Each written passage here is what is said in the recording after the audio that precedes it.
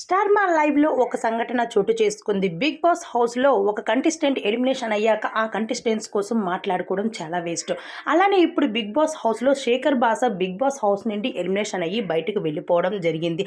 అయితే శేఖర్ బాసా ఎలిమినేషన్ అయ్యి బయటకు వెళ్ళిపోయిన బాసా కోసం ఇంకా హౌస్లోని మాట్లాడుతూనే ఉన్నారు. నిఖిల్, సోనియా, నవీన్ అలానే హోమాదిత్య వీళ్ళు నలుగురు కూర్చొని ఒక దగ్గర కూర్చొని మాట్లాడుతూ ఉన్నారు శేఖర్ బాసా కోసం. అంతలోనే సోనియా అంది, అయినా శేఖర్ బాసా బిగ్ బాస్ హౌస్లో చాలా వేస్ట్. తను వచ్చి కూడా ఏం గేమ్ ఆడాడు అసలు? తన గేమ్ ఆడినా ఆడకపోయినా బిగ్ బాస్ హౌస్లో తనంటూ ఒక వేస్ట్ అంటూ చెప్పుకొచ్చేసింది సోనియా.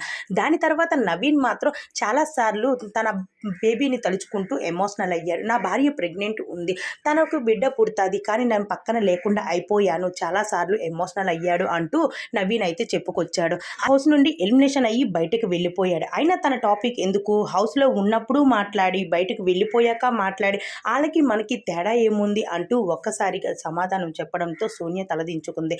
అయితే ఒక మనిషిని ఎప్పుడు మనం హింసపడకూడదు అంటూ చెప్పుకొచ్చేశాడు.